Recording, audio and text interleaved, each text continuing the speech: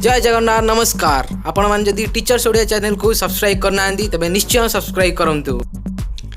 Hello बच्चों, आप लोगों में से जो 5th क्लास में पढ़ रहे हैं, जिनको 6th क्लास में अगर जवाहर नवोदय विद्यालय में एडमिशन लेना है या जो नवोदय विद्यालय में पढ़ना चाहते हैं वो ज़रूर क्या कीजिए, ये वीडियो को बिल्कुल अच्छी तरह देखिए।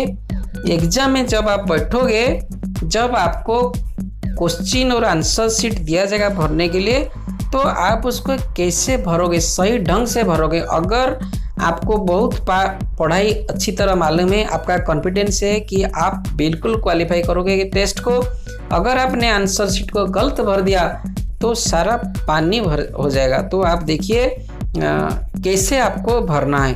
तो पहले आप देखिए, हमने ये जो टेस्ट शीट लाए, आंसर शीट लाए, आंसर शीट एक ही पेज का होगा।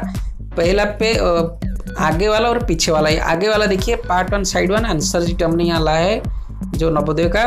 यहाँ पहले आप क्या करना, आपको रोल नंबर यहाँ भरना पड़ेगा। जो आपका रोल नंबर होगा एडमिट कार्ड में, आप यहाँ रोल नंबर मान लीजिए 1 2 5 7 8 6 4 आपका रोल नंबर है। आप यहाँ रोल नंबर आपको लिखना पड़ेगा यहाँ, ठीक है। रोल नंबर लिखने के बाद क्या करना, आपको अपना नाम यहाँ कैपिटल लेटर में लिखना पड़ेगा। आपका जो नाम है आपको कैपिटल लेटर में लिखना पड़ेगा और अपना फादर का नाम आपको यह भी कैपिटल लेटर में लिखना पड़ेगा, ठीक है। ये समझ में आ गई बात। उसके बाद आप देखना यहाँ कैसे आप आंसर भरोगे। You have to very careful on this. आपको बहुत सतर्क रहना है और केयर करना है। अगर आप देखिए, अगर ये 4 आंसर में से अगर 2 भरती है तो ये गलत है, आपको नंबर नहीं मिलेगा। एक को आधा क्रॉस मारा और दूसरे को बिल्कुल किया, ये भी गलत है, क्योंकि जब कंप्यूटर उसको देखेगा वो दोनों को ले लेगा तो गलत हो जाएगा। तीसरा देखिए यहाँ पर ये भी थोड़ा सा और ये भी थोड़ा सा, ये भी गलत है। इधर भी थोड़ा सा झपसा और ये भी झपसा, ये भी गलत है। लेकिन ये सही है। ये क्या है ना, बिल्कुल ये एक ही में भरा हुआ है। समझ रहे हैं आप? ABCD 4 जो दे रखा है आंसर, उसमें एक ही भरा है, तभी उसको क्या होगा, वो सही होगा, वरना वो सही नहीं हो सकता है। समझ गए आप? तो मान लीजिए आपने आंसर कर रहे हैं, आपने भर दिया A और कुछ देर के बाद आपको पता चला नहीं यार ये आंसर बिल्कुल D होगा। आपने फिर सोचा बोला नहीं यार D होगा, मैंने तो गलत कर दिया। तो अगर A को काट के आपको D को सही करना है तो बिल्कुल पहले एक अच्छा रबर आप अपने साथ लेना, ये को बिल्कुल अच्छी तरह मिटाना। अच्छी तरह मिटाने के बाद जब देखना ये बिल्कुल साफ हो गया, तभी जाके आप D में भरना, वरना आपको कोई नंबर नहीं मिलेगा और आपके लिए हानिकारक होगा।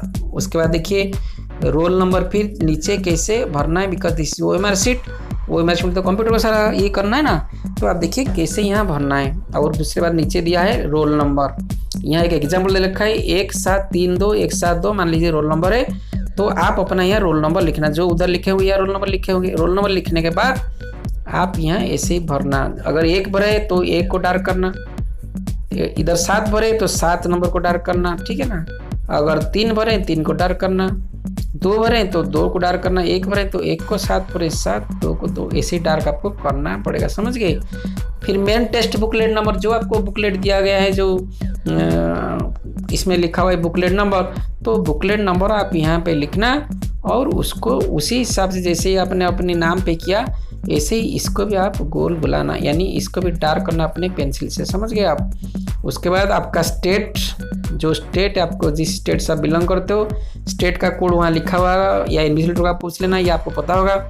डिस्ट्रिक्ट का भी, ब्लॉक का भी और सेंटर का भी सारे कोड लिखा है। मान लीजिए 03 ब्लॉक का कोड है, तो यहाँ आप क्या, स्टेट का कोड है 03, तो यहाँ 03 पे आपको गोल बुलाना पड़ेगा। डिस्ट्रिक्ट का मान लीजिए 010, तो यहाँ 1 और 0 पे करना। ब्लॉक का मान लीजिए 01, तो यहाँ 01, सेंटर का 01 पे करना पड़ेगा। समझ गए आप? इतना सारा करने के बाद फिर आप दूसरे पेज पे जाना। देखिए दूसरे पेज कैसा है, दूसरे पेज आप देखते हैं। दूसरे पेज देखिए, ये आ गया दूसरा पेज। बच्चों ये भी बहुत इंपॉर्टेंट है, क्योंकि इधर ही आप आंसर लिखोगे, दूसरा पेज में आप आंसर लिखोगे या दूसरे साइड में आप आंसर लिखोगे। आप देखिए कैसा है।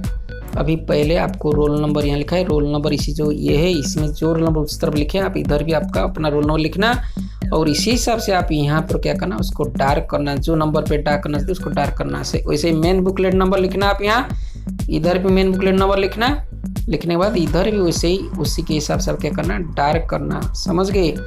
तो डार्क करने के बाद बच्चों इधर क्या है, लाइट साइड ये आपको नहीं भरना है क्योंकि ये to be filled by the invigilator. समझ गए आप? तो पेरेंट्स भी इसको ध्यान रखना, अपने बच्चों को ये समझाना, वैसे ही करना है। उसके बाद क्या करना आप फिर, अभी हम नीचे जाएंगे, आंसर भरेंगे। बच्चों आंसर भरना नवोदय परीक्षा में सबसे इम्पोर्टेंट है, क्योंकि आंसर भरना शैली यानी जो सीक्वेंस है that is the most important. आप समझिए, पेरेंट्स को भी रिक्वेस्ट है आप समझिए। यहाँ कुल 80 क्वेश्चन आता है नवोदय JNVST में। 80 क्वेश्चन में से 40 होता है मेंटल एबिलिटी यानी मानसिक दक्षता, और 20 होता है मैथमेटिक्स, 20 होता है भाषा।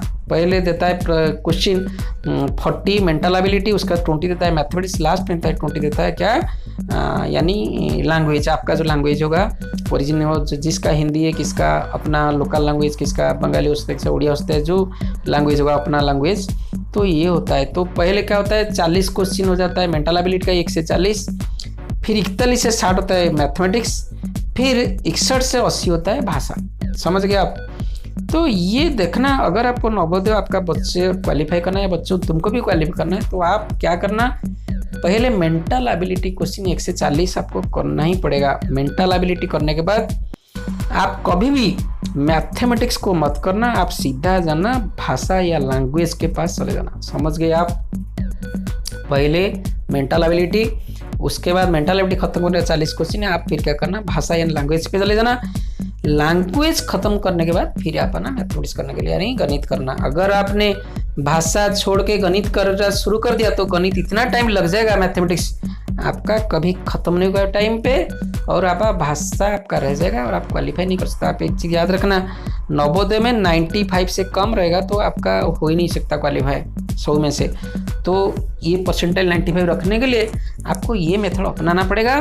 पेरेंट्स को भी रिक्वेस्ट है वो अपने बच्चों को ये समझाए। पहले क्या करेंगे, पहले ये लोग मेंटल एबिलिटी 1 से 40 करेंगे, उसके बाद भाषा 61 से 80 भरेंगे, उसके बाद क्या करेंगे ना मैथमेटिक्स 41 से 60 करेंगे। तो यहाँ क्या आता है एक दिक्कत बच्चों, कोई बच्चा तो पिताजी ने समझाया या ट्यूशन मास्टर ने समझाया, ट्यूशन टीचर ने समझाया कि आपने मेंटल एबिलिटी के बाद क्या करना है, मैथमेटिक्स नहीं छोड़ करना है और भाषा करना है, उसके बाद आखिर में करना है। तो मान ही लेते हैं, लेकिन एग्जाम में तो क्या होते हैं, कन्फ्यूज हो जाते हैं। ये जो मेंटल एबिलिटी 1 से 40 कर ही लेते हैं, उसके बाद जाते हैं जो लैंग्वेज 61 से शुरू करते हैं, ये लैंग्वेज का आंसर क्या करते हैं मैथमेटिक्स 41 पे भर देते हैं। बच्चे यहीं पे सारा कुछ गड़बड़ हो जाता है और बच्चा कंफ्यूज हो जाता है, एग्जाम उसका बिल्कुल खराब हो जाता है। उसको सब उसका सही उसको पता होगा, लेकिन क्या करता है वो भाषा का आंसर भर देता है मैथमेटिक्स में। समझ गए आप?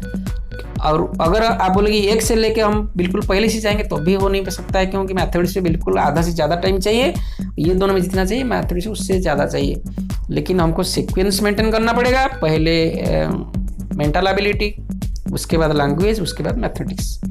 तो हमको वो तो मेंटेन करना ही पड़ेगा, लेकिन पहले हमको मेंटल एबिलिटी जब भरेंगे 1 से 40, जब हम जाएंगे लैंग्वेज के पर तो हम लैंग्वेज में ध्यान रखेंगे, बाबा हम 61 से भर रहे हैं, तो अगर 61 से भर रहे हैं 80 तक तो दैट इज़ राइट, हमको कोई बदरेशन नहीं है। 61 से 80 जब खत्म हो गया फिर हम क्या करेंगे 41 से भरेंगे क्या, हमारा मैथमेटिक्स, तो भी जाके हमारा आंसर सही बैठेगा और हम क्वालिफाई कर सकते हैं। समझ गए आप? तो ये देखिए बहुत गुरुत्वपूर्ण चीज़ है। उसके बाद क्या करना, सभी पेरेंट्स को मेरा रिक्वेस्ट है, आप सभी पेरेंट्स वैसे ही जो ये OMR सीट है आप इसका 40-50 सीट करीब जेरक्स करके ले आए घर में लाके बच्चे को दीजिए। बच्चा यहाँ भी बच्चे को सिग्नेचर करना पड़ेगा, यहाँ देखिए, और इंडिविजुअल सिग्नेचर करना पड़ेगा, ये भी याद रखना पड़ेगा। बच्चे को ये 40-50 करीब इसको कॉपी करके दे दीजिए। वो क्या करेगा, उसको भरेगा, आप उसको क्वेश्चन दीजिए, वो आंसर यहाँ भरेगा, टाइम के हिसाब से भरेगा, और इधर सही भर रहा है नहीं भर रहा है इसको भी आप उसको देखिए और करेक्शन कीजिए। अगर इसको आपने नहीं देखा तो समझिए आपका बच्चा क्वालिफाई नहीं कर सकता है। बच्चे आप भी क्वालिफाई नहीं कर सकते, क्योंकि this is the principle of JNVST यानी जवाहर नवोदय विद्यालय का जो एंट्रेंस है, पहले आपको किसी भी हालत में आपको पहले मानसिक दक्षता ही करना है, उसके बाद लैंग्वेज करना है, लैंग्वेज के बाद ही आपको मैथमेटिक्स करना है, तभी आपको समय बिल्कुल आपका हो जाएगा कम्प्लीट करने के लिए, नहीं तो नहीं हो पाएगा। अगर आपने पहले सोचा नहीं मैं मानसिक दक्षता कर दूँ, उसके बाद मैथमेटिक्स कर दूँ, उसके बाद करूँ, तो नहीं होगा। या कोई बोलेगा मैं पहले मैथमेटिक्स कर दूँ, तो बिल्कुल नहीं होगा। तो वो कभी कतई जो एग्ज़ाम में एंट्रेंस में क्वालिफाई कर ही नहीं सकता है। तो आप इस चीज़ को ध्यान रखिए, ये गलतियाँ बिल्कुल मत कीजिए। मैथमेटिक्स का आंसर किसके जगह पे रह जाएगा, फिर भाषा, और भाषा का मैथमेटिक्स में हो जाएगा, तो सारा गड़बड़ हो जाएगा बच्चे। ये बिल्कुल इंपॉर्टेंट चीज़ है, आप इसको ध्यान रखिए। और इससे बचने का सबसे अच्छा तरीका है पहले प्रैक्टिस इज बेस्ट। तो पेरेंट्स क्या कीजिए, आप लोग ले आइए इसका 10-40 करीब जेरॉक्स करके घर में ले आइए, प्रिंट आउट करके ले आइए, बच्चे को दीजिए, अपना बच्चे को, और आगे घड़ी रखिए और क्वेश्चन उसको दीजिए, वो क्वेश्चन का सॉल्व करेगा। तभी क्या होगा, उसका बिल्कुल एग्जाम में क्वालिफाई होने के लिए कोई दिक्कत नहीं होगा। ठीक है, टीचर्स उड़िया को आप सब्सक्राइब कीजिए। टीचर्स के उड़िया चैनल पर भी आपको सारे क्वेश्चन आंसर आपको मिल जाएंगे, करीब 20 साल से ज़्यादा क्वेश्चन आंसर आपको मिल जाएंगे। ठीक, थैंक यू।